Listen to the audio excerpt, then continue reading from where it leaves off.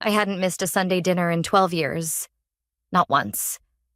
Not after working 70-hour weeks, not after pulling double shifts during tax season, not even after that winter I got the flu so bad I could barely stand.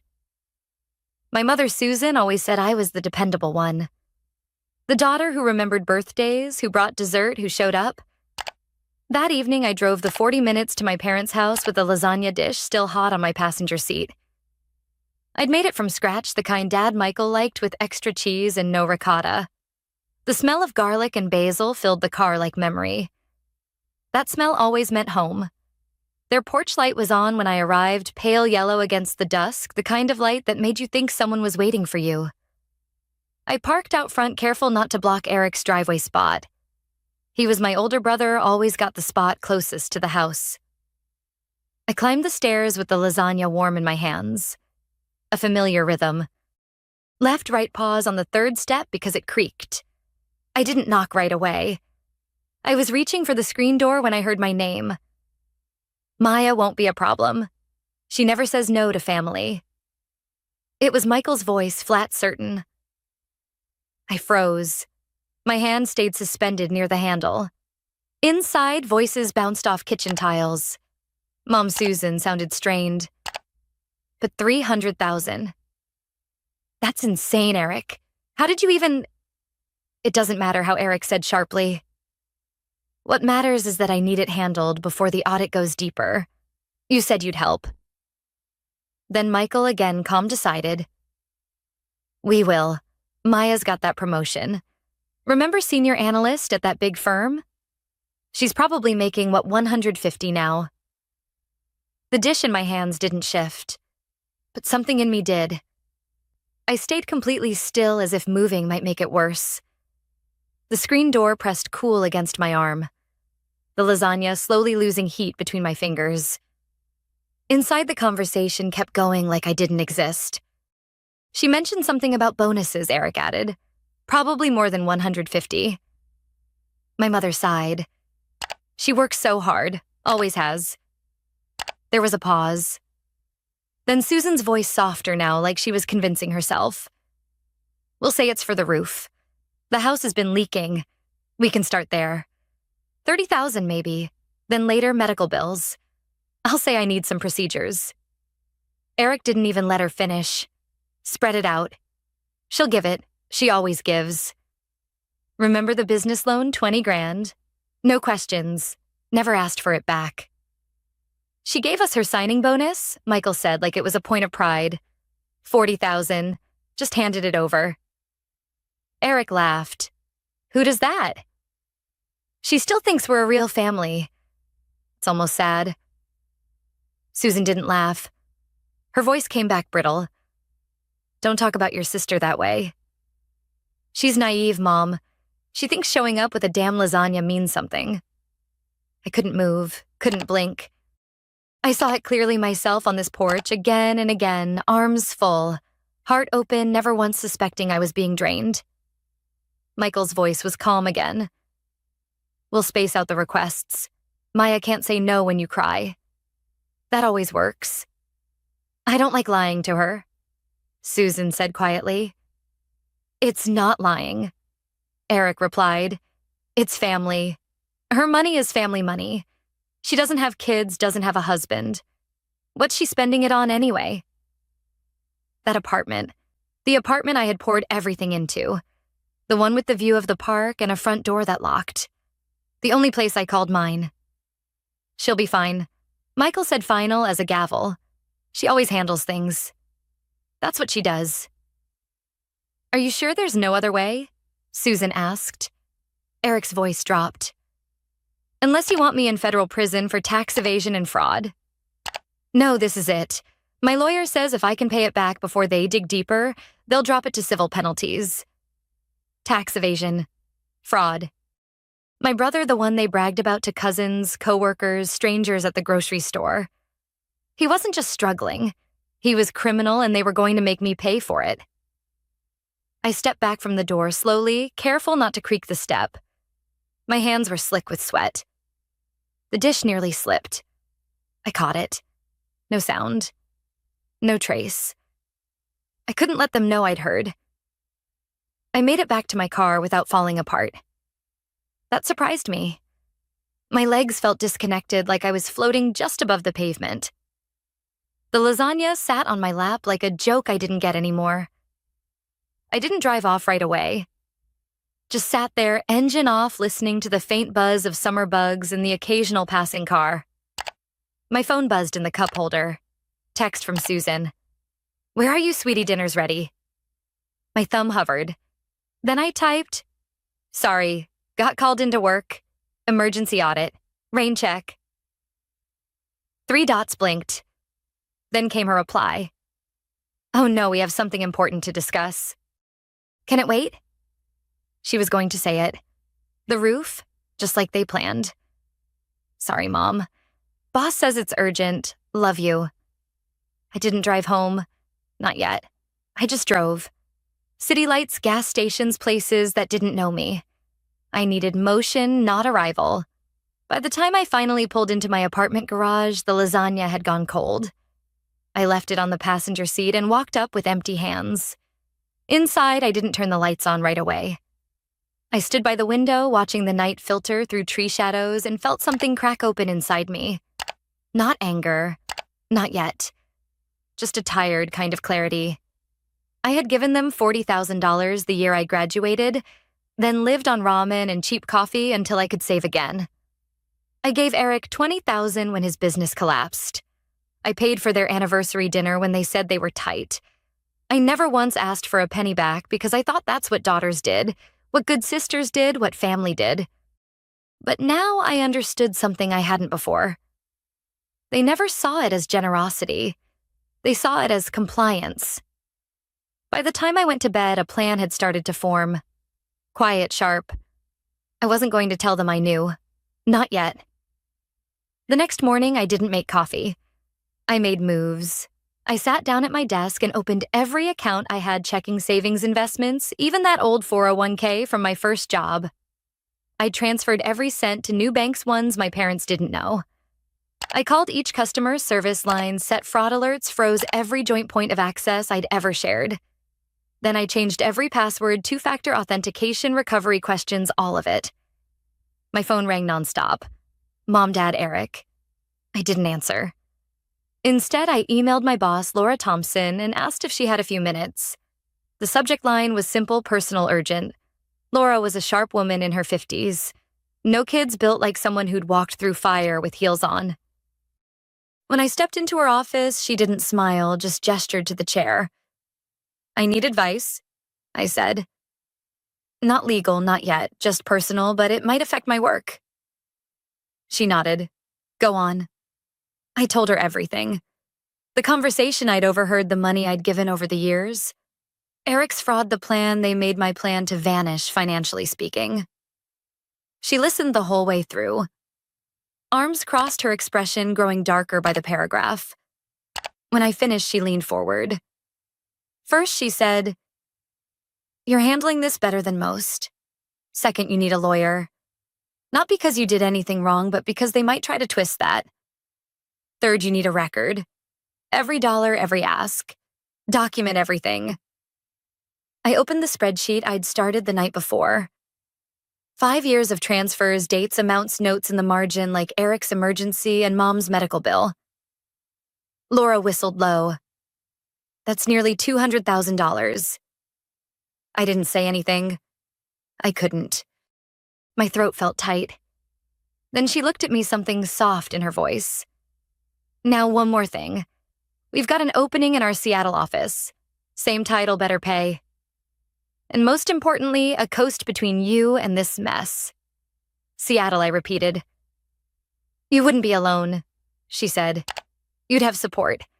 We'd handle your visa, the move, everything." I didn't answer. Not yet. But something in me shifted. That afternoon, Eric finally got through. I don't know why I answered. Maybe I wanted to hear how he'd spin it. "Jesus, Maya," he said. "Where have you been working?" I said. "Flat. At that job you think prints money. What's that supposed to mean?" "It means I'm busy. What do you want?" "We need to talk as a family. Dinner tomorrow.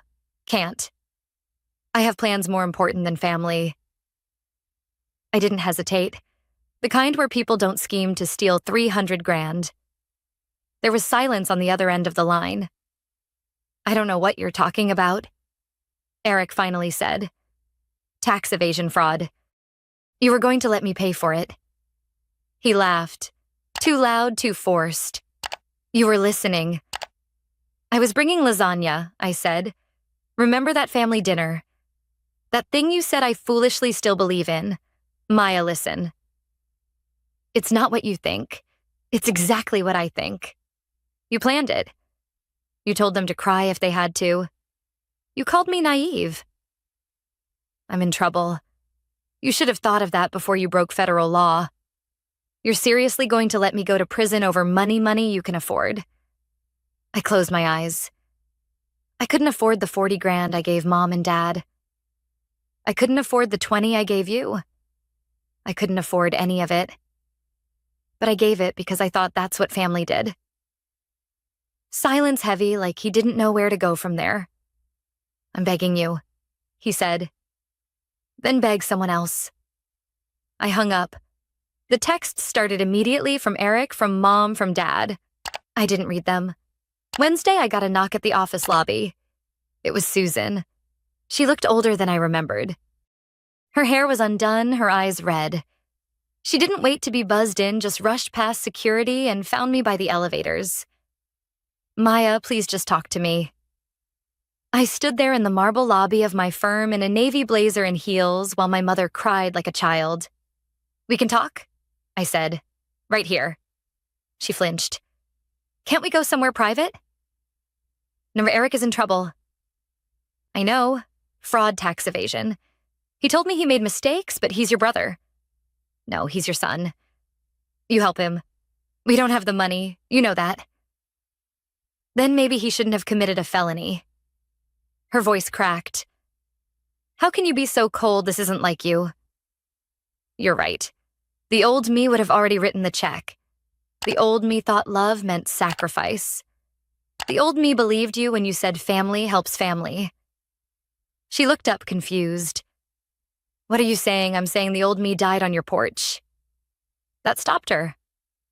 You don't mean that. I leaned closer, voice low. You said I wouldn't say no. You said I don't understand how the real world works. You said I turn to pudding when you cry. Real tears, now not performative ones. Real fear. We were desperate. No, you were greedy. There's a difference. She reached out.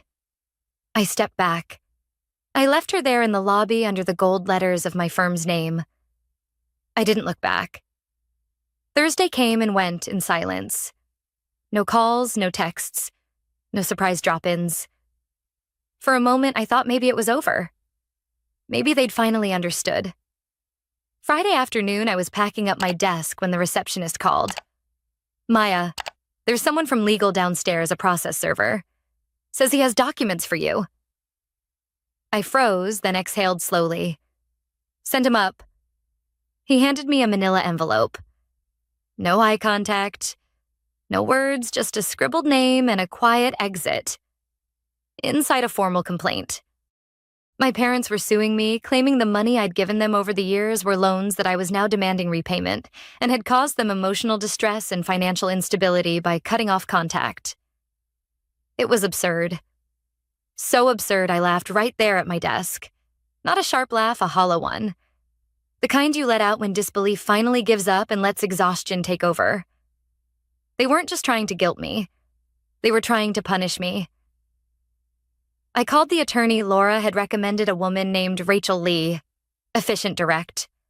I scanned and emailed the documents. She called me back 10 minutes later.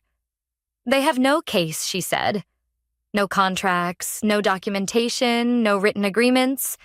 Nothing to prove any of this was a loan. This is textbook harassment. Can we counter, I asked. We could sue for damages, emotional distress, defamation. I paused. The idea didn't sit right. No, I said I don't want their money. I just want them gone. There was a long silence on the line. Then Rachel said, "Understood." I closed the folder, put it in a drawer, locked it. That weekend, I started packing, not just for Seattle, for a life that wouldn't include people who saw me as a checkbook in heels. The movers were scheduled for Tuesday. All weekend, I filled boxes with things I once thought I'd keep forever: cookbooks, with my mother's handwriting in the margins, framed photos from holidays where I'd been the one behind the camera. I wrapped them carefully, then left most of them behind. Sunday morning, Eric called again. The number was unfamiliar. I picked up without thinking. "You're really going to let me go to prison?" he said. "I'm not letting you do anything," I answered. "You're going to prison because you committed crimes." His voice cracked. "I could lose everything. I already have," I said. "My family, my trust. My belief that you all cared about me as a person, not just a resource." Silence. "I was scared," he said. "I didn't know what else to do." "You planned it. You laughed about it. You coached them on how to lie to me.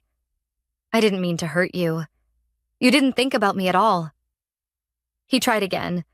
"Maya, please. I'm begging you. I already told you. Beg someone else. I'm done." I hung up, blocked the number. No more texts came. No more calls. They must have realized the door was shut. On Monday, I stood in the middle of my half-empty apartment and looked around at the life I'd built. Every inch of it earned, every dollar, fought for every piece, touched by people who now felt like strangers. I didn't cry. Instead, I packed my last bag, zipped it shut, and taped a note to the front door for the movers. Seattle, 2-bedroom, facing the bay. That night, I slept better than I had in years. Not because everything was fixed, but because I wasn't pretending anymore. I found it in the back of a cabinet tucked behind old baking pans and a chipped pie dish I never used anymore. The lasagna pan, still clean, still heavy, the one I'd carried that Sunday night, full of warmth and hope and cheese, believing I was walking into love.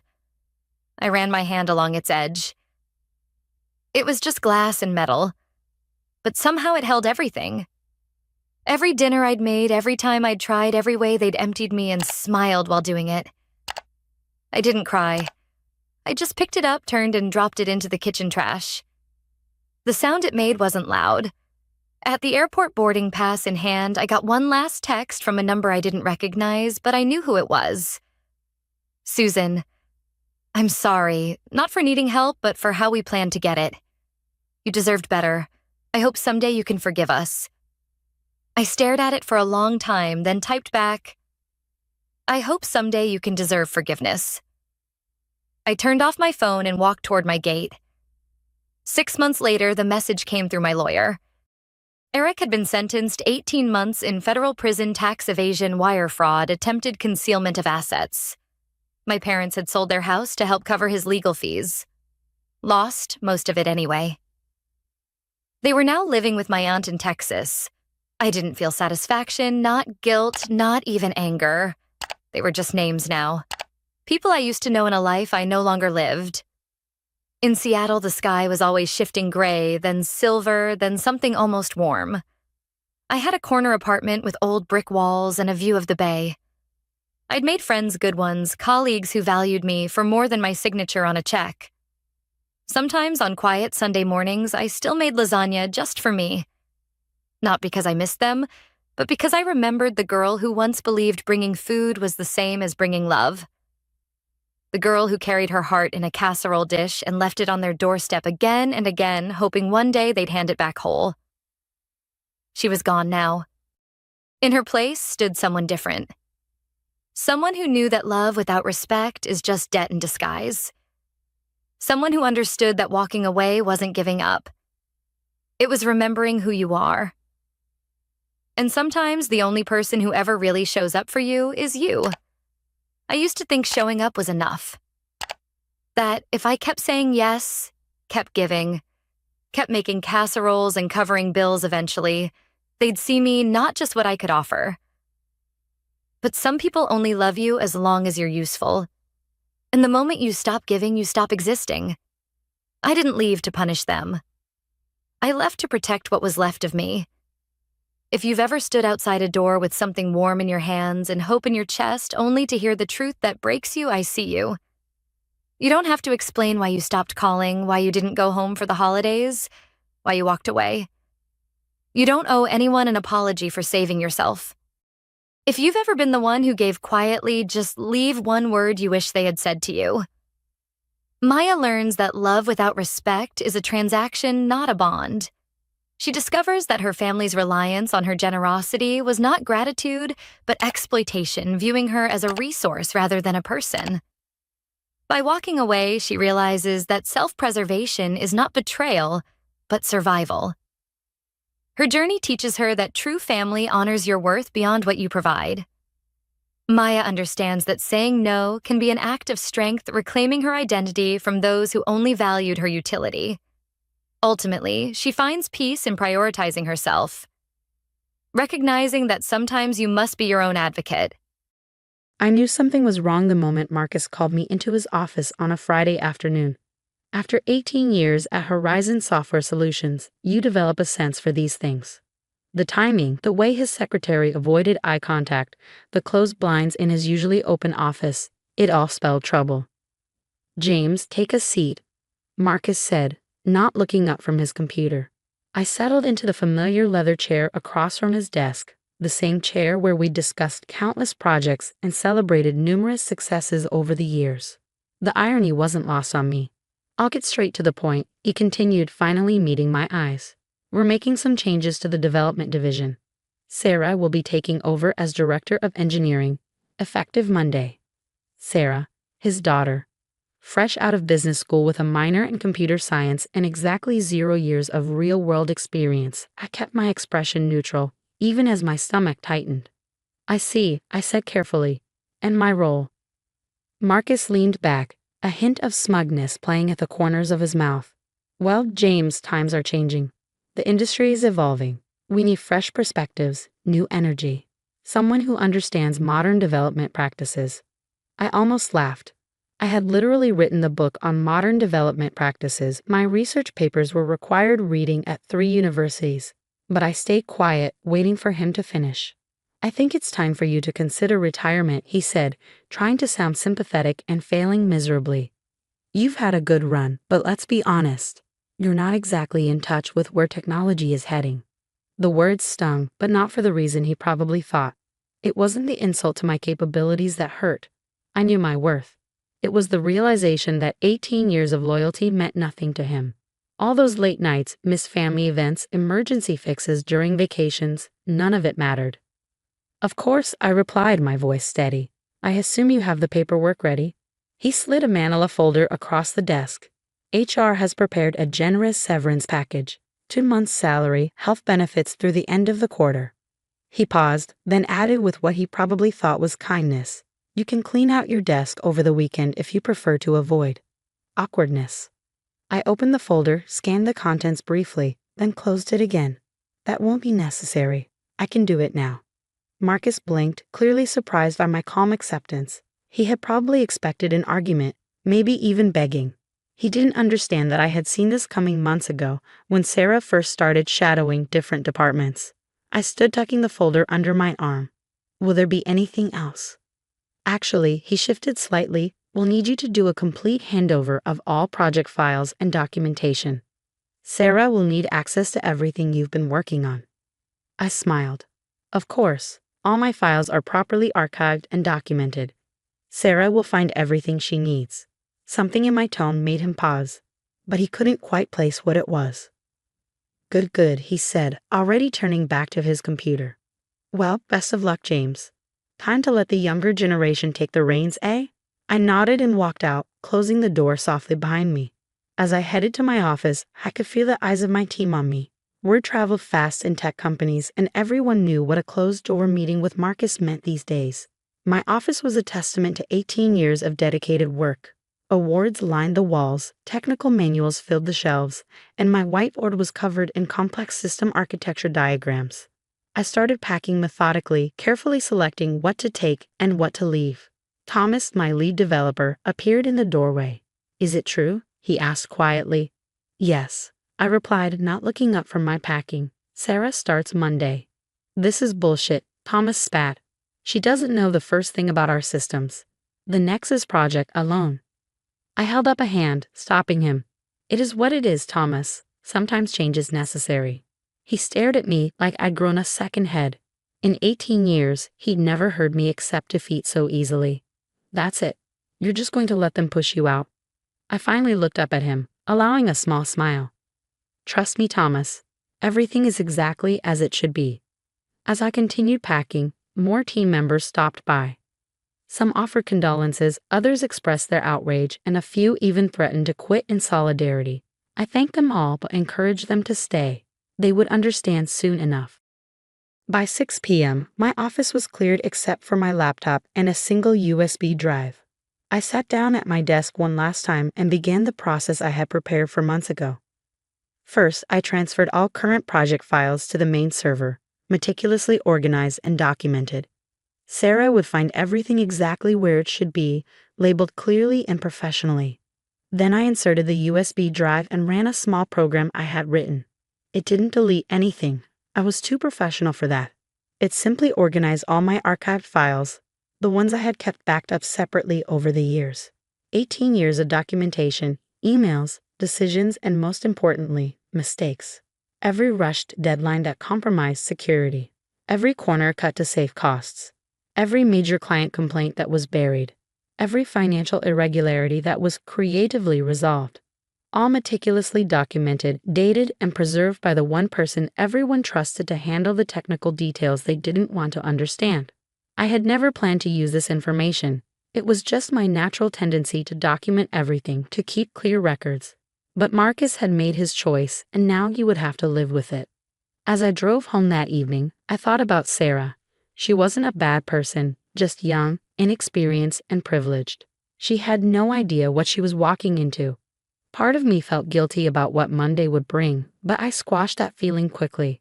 Sometimes the best lessons come from diving into the deep end. My wife Catherine was waiting when I got home, concern evident on her face. How did it go? I hung up my coat and kissed her cheek. Exactly as expected, Sarah takes over on Monday. Oh, James, she sighed, pulling me into a hug. I'm so sorry. What are you going to do? I hugged her back, breathing in the familiar comfort of home. Nothing, I said. Absolutely nothing. She pulled back, studying my face. After 25 years of marriage, she knew me too well. What are you telling me? I smiled. Let's just say Monday is going to be very interesting. That weekend was surprisingly peaceful. I caught up on reading, did some gardening, and enjoyed long walks with Catherine. I didn't check my email, didn't take any calls from concerned colleagues. Instead, I waited. On Sunday evening, my phone buzzed with a text from Thomas. Sarah's here. Already making changes. Says our development process is outdated and needs modern agile transformation. Monday stand-up is now at 8 a.m. I sent back a thumbs-up emoji and turned off my phone. Tomorrow would come soon enough, and with it, the beginning of what promised to be a very enlightening week for Sarah, Marcus, and the entire company. As I lay in bed that night, I thought about the exact moment I had started preparing for this. It was 6 months ago during a board meeting where Marcus had first floated the idea of succession planning and youth leadership. I had seen the writing on the wall then, but instead of fighting it, I had simply started getting ready. Every file, every document, every decision point, all carefully preserved and organized. Not as a weapon, but as a record. A history that couldn't be ignored or explained away. Tomorrow, Sarah would start digging through those files, eager to prove her worth by modernizing our outdated systems. And when she did, she would find exactly what I had left for her to find. Monday morning arrived with a flurry of urgent text messages from my former team members. I sat in my home office, sipping coffee and watching my phone light up with updates. Sarah's going through your project files, Thomas texted. She keeps muttering about legacy systems and technical debt. You should see her face, though. Something's got her rattled. I smiled, imagining the scene. The Nexus project files would have been her first stop, our flagship product, the one that generated 60% of company revenue.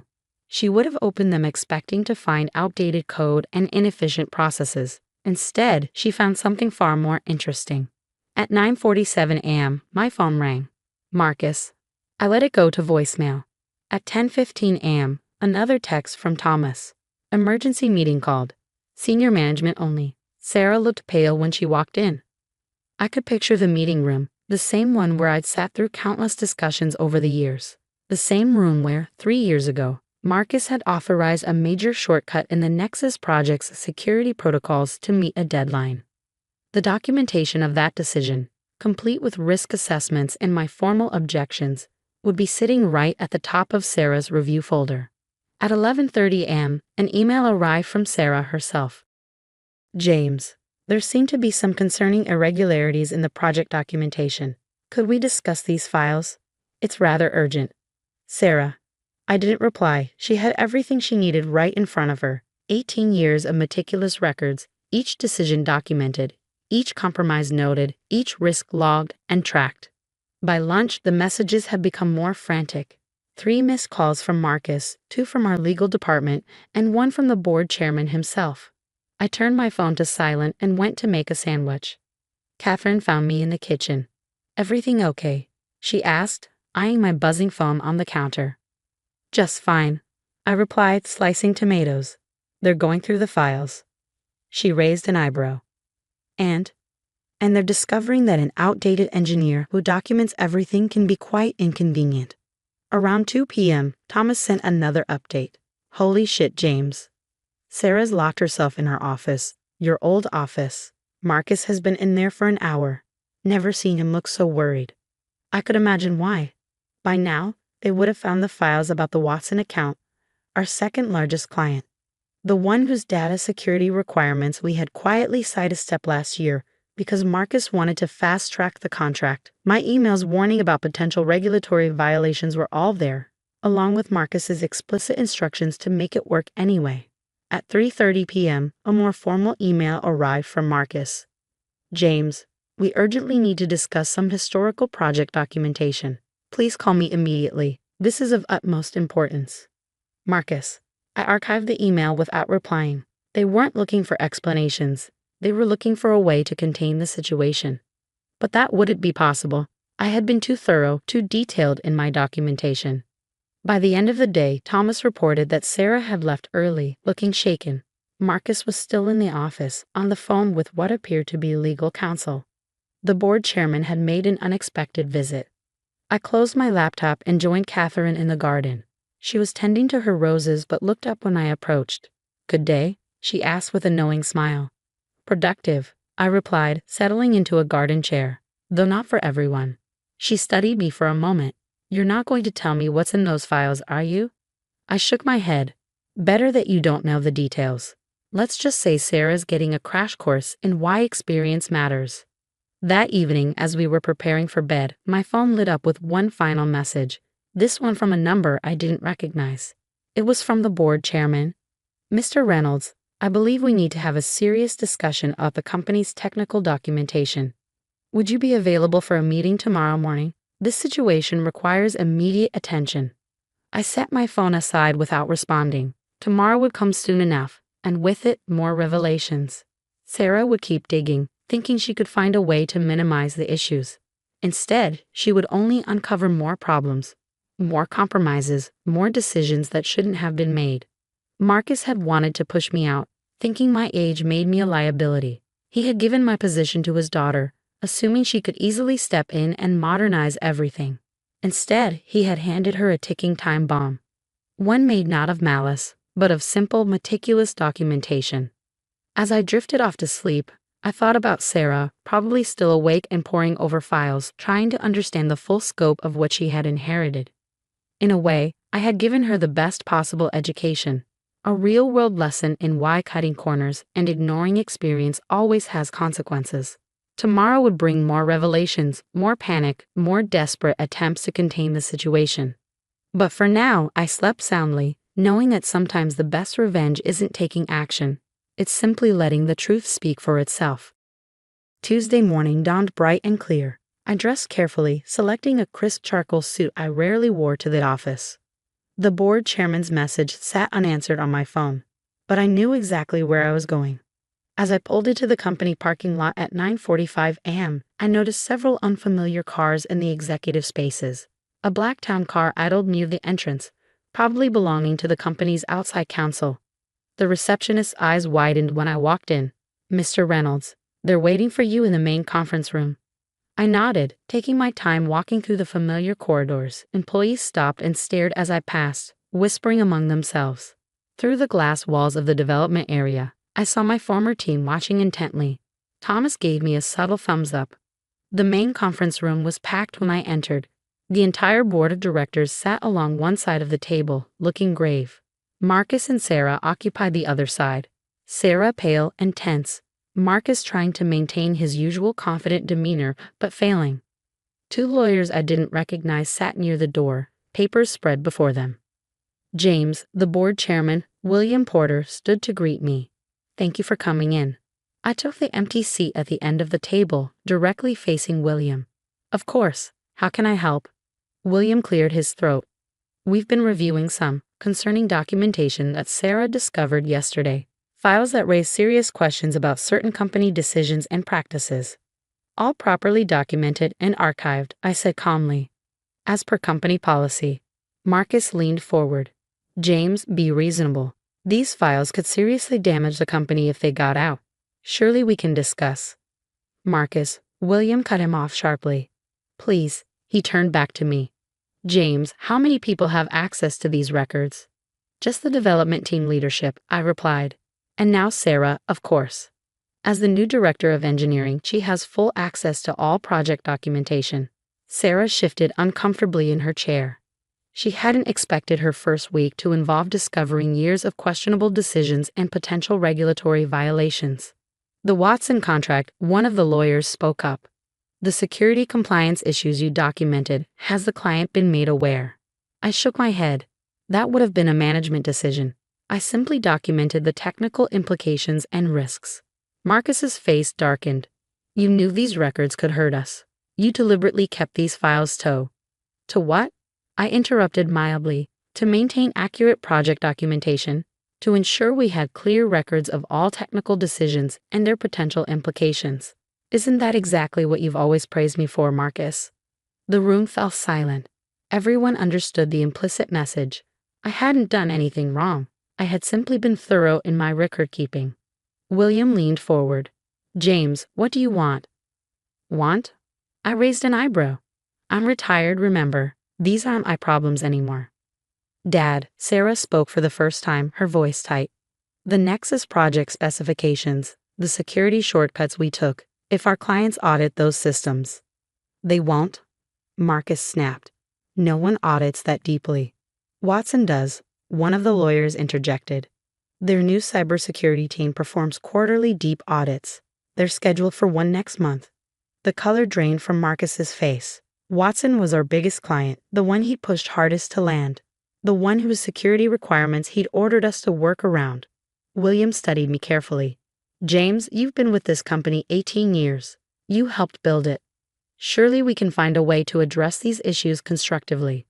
I met his gaze steadily. "The issues are clearly documented. Sarah has all the information she needs to understand what needs to be fixed. Isn't that why you wanted someone younger? Someone with fresh perspectives?" Sarah looked like she might be sick. She understood now what she had inherited, not just a prestigious title, but years of technical debt and compromised standards that she would have to answer for. "We could deny knowledge," one of the lawyers suggested. "Remove the documentation, claim it was unauthorized." "No," William cut him off. "That would only make things worse." He turned back to me. "What would you recommend, James?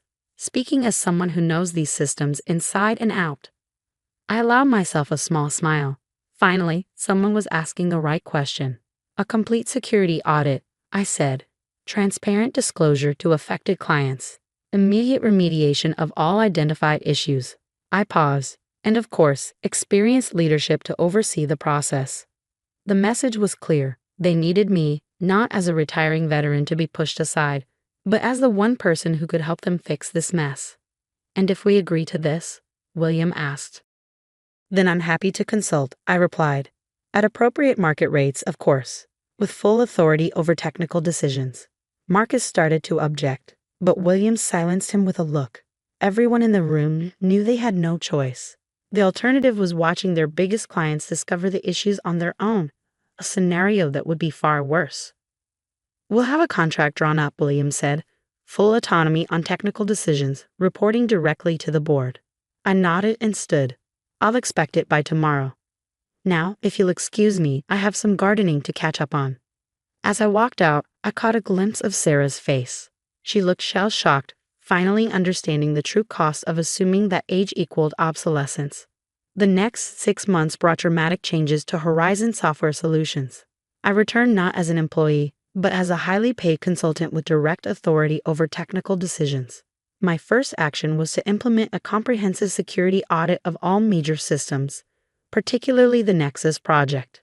The results were exactly as I had documented: critical security vulnerabilities, compromised compliance standards, and technical debt that would take months to address. But this time, there was no hiding the issues, no cutting corners to meet deadlines. Sarah, to her credit, adapted quickly. Once she got over her initial shock, she proved to be a quick learner. I found her in my temporary office one morning, looking uncomfortable but determined.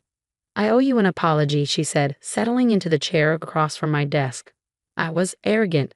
I thought because I knew the latest development methodologies, I understood everything I needed to know. I nodded, appreciating her honesty. "The latest methods are important," I replied, "but they're tools, not solutions. The real skill is knowing when and how to use them." She hesitated, then asked, "Will you teach me?" "Not just the technical aspects, but everything else. The client relationships, the risk assessment, all of it." I studied her for a moment. "On one condition," I said finally. "You have to understand that experience isn't a liability. It's an asset that no amount of theoretical knowledge can replace." She nodded earnestly. "I understand that now, better than ever." And so began an unexpected mentorship. Sarah proved to be an attentive student, eager to learn and quick to understand the complexities of managing enterprise-level software development. She had good instincts, she just needed guidance to develop them properly. Marcus, on the other hand, found his role significantly diminished. The board had lost confidence in his judgment, particularly after our audit revealed the full scope of the technical compromises he had pushed for. He spent most of his time in his office, doors closed, probably updating his resume. 3 months into the remediation project, we faced our first major test. Watson's security team arrived for their quarterly audit. Instead of trying to hide our issues, we presented them with a comprehensive report detailing the problems we had found and the steps we were taking to fix them. "This is unusually thorough," their lead auditor commented, reviewing our documentation. "Most companies try to hide their problems. You're laying them all out, with detailed correction plans. Transparency builds trust," I replied, echoing words I had once tried to tell Marcus.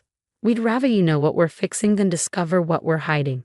The Watson team was impressed, not just with our honesty, but with the systematic way we were addressing the issues. They extended their contract for another 3 years, with an increased budget for security improvements. Other clients followed suit. Our reputation actually improved, not because we were perfect, but because we were honest about our imperfections and professional about fixing them. One Tuesday morning, about 5 months into my consulting contract, William called me into his office. "James," he said, gesturing for me to sit. "The board has been discussing the company's future leadership." I nodded, having expected this conversation. "And?"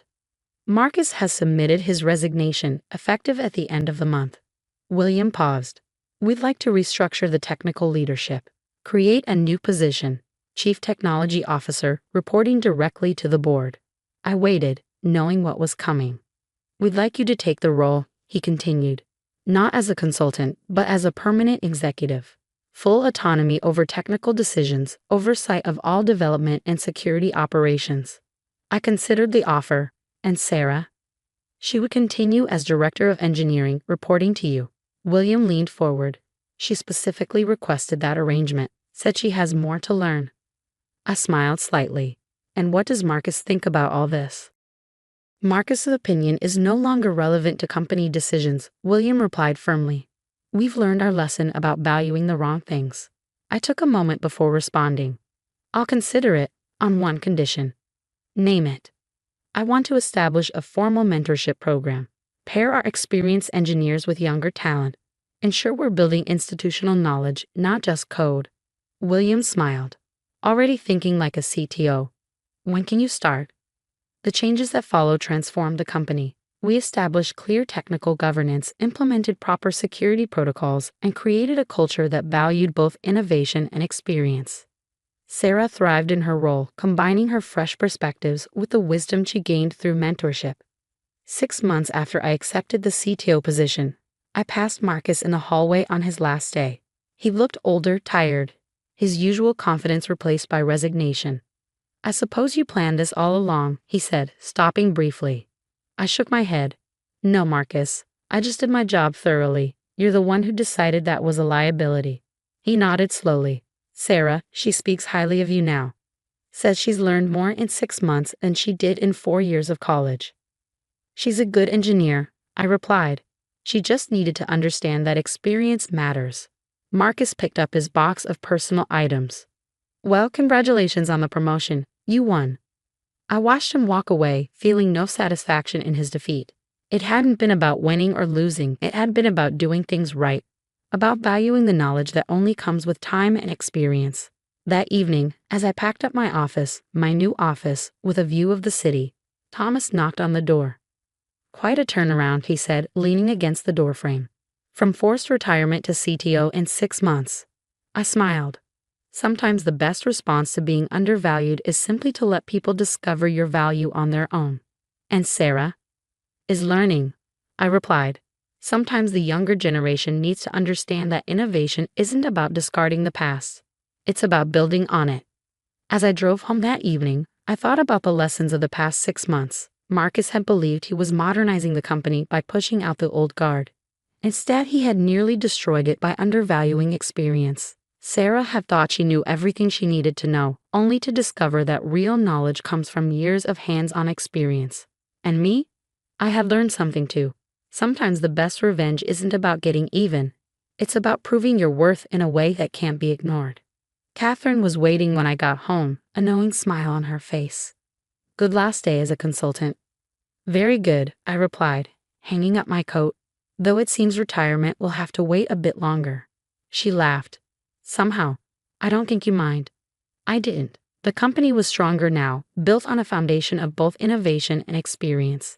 Sarah was growing into a capable leader, one who understood the value of learning from those who came before her. And me? I was exactly where I needed to be, building systems that worked, mentoring the next generation, and proving that sometimes the old ways are the best ways.